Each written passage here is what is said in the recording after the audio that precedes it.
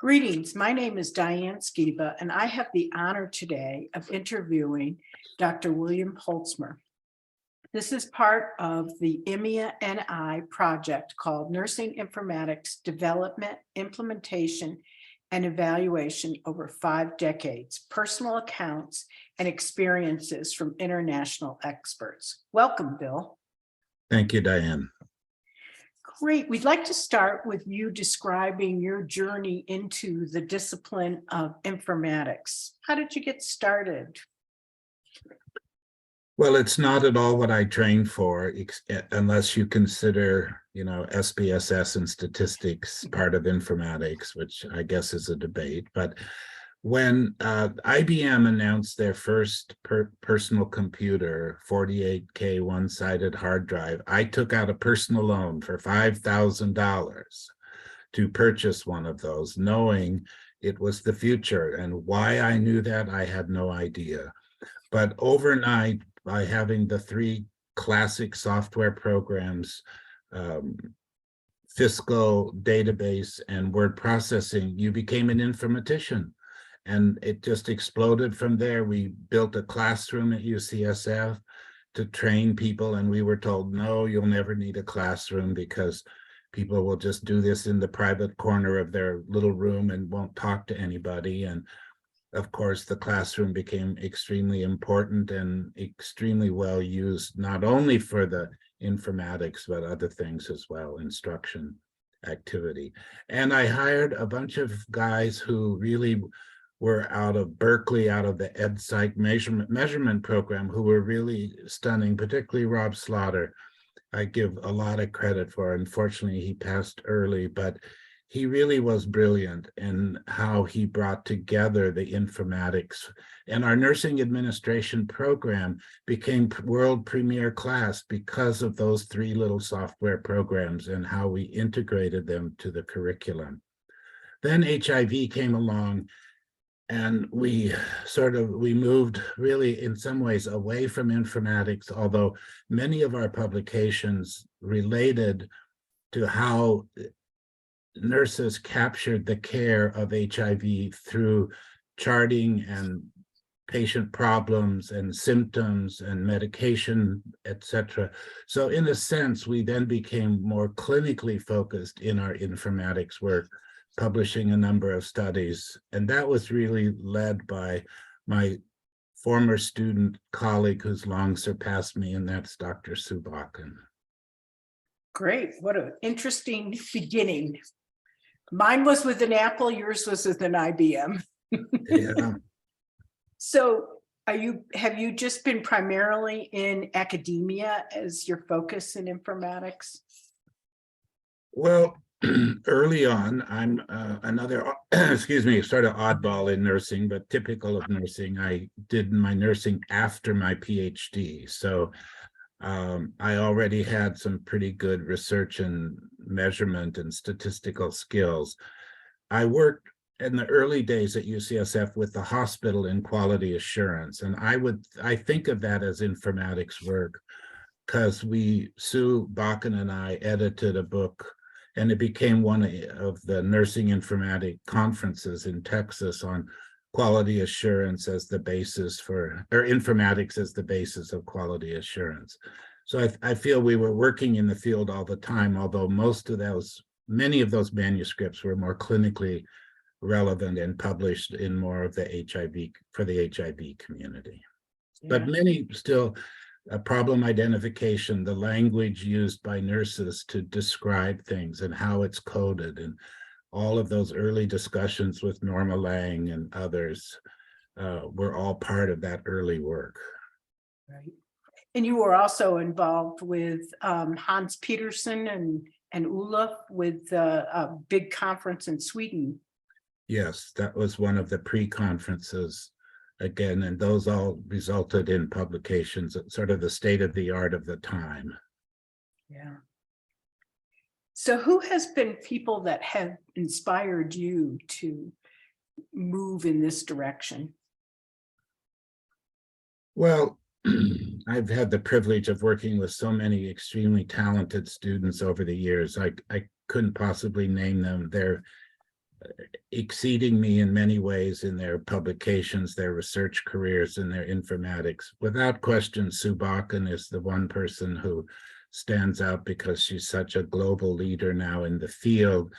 And we started together. She was my doctoral student for a number of years, did a postdoc, and she came with excellent clinical critical care skills, which I did not have. And together, it just matched beautifully. She could bring that clinical side. And that was the early days of HIV when, of course, the prognosis was not good. And it was really a critical care issue. But and Sue was always interested in informatics coming from her critical care work at Stanford. So she stands out. There are many others who are in strong leadership positions all over the country. I've had almost 50 PhD students, I think, in my career. Yes. And they're all working. Many are well published. And they're well published as well. Yes, they are. So what would you say is the most rewarding aspect of your informatics work? Well, I would maybe change the work concept, the informatics together time. I really found in the early days the colleagueship and the intellectual challenge of if you can't name it, you can't chart it, you can't get it paid for, you can't, all those statements we lived with. So intellectually, it was very challenging. The people were lots of fun. It didn't seem like work. It was more enjoyment and pleasure and intellectually challenging. And it offered international travel, which of course I had no concept at all that would be part of my career, but it ended up being a huge part of my career, mostly in HIV, but some of those early days with the pre-conferences to the nursing workshops were definitely informatics focused. Oh, you bet. What would you say were the major challenges you faced? Oh, I can remember some very senior faculty thinking that informatics was just like a statistics software program, and all you had to do was learn the software and you were an informatician.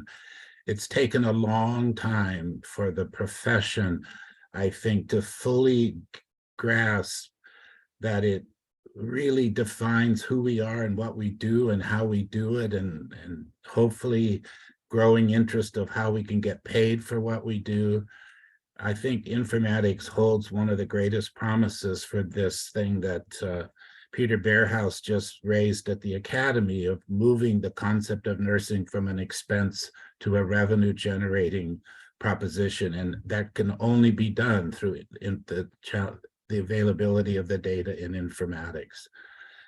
I think the large data sets now are becoming a huge challenge, and it makes me feel very much out of date because I really don't know how to do some of those things. Like when you have 5,000 subjects, every correlation is statistically significant. So old methods of measurement and statistics kind of go out the window in this new world we're living in. So I'm jealous and envious, but sort of thankful I don't need to go down that road to retool myself at this point in my career. But it is the challenge. If people are going to be in this business today, this is where they need to go.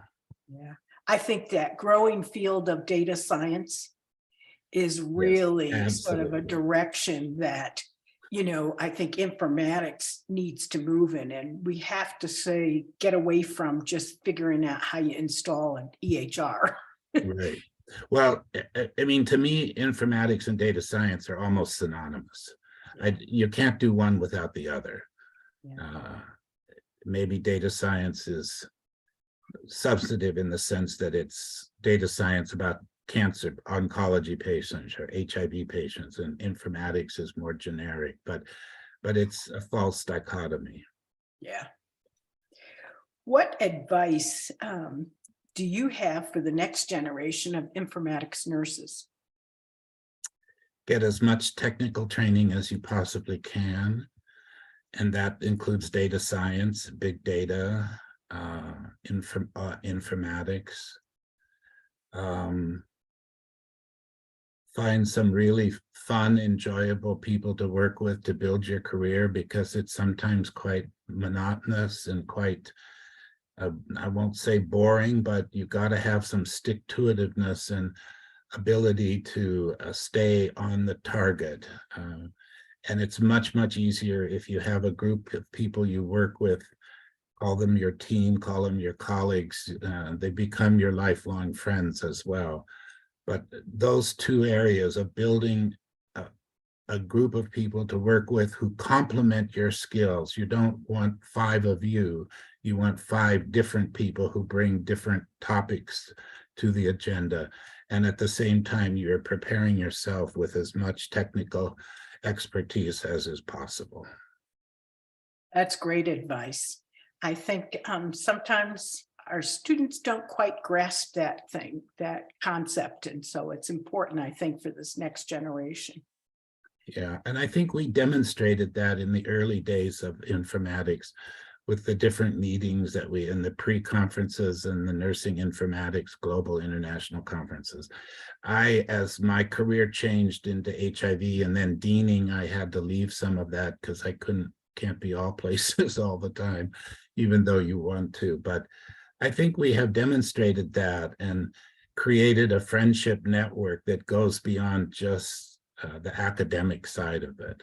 Yeah, I think the IMIA-NI group is definitely a symbol of the collaborations that have happened, and many of the honorary members that are still engaged and still working with the newer members. And I think that really helped to facilitate the growth of the field, because we were all collaborating. Absolutely. I think so too. Great. Well, thank you very much. This has been a wonderful opportunity. I'm going to stop the recording.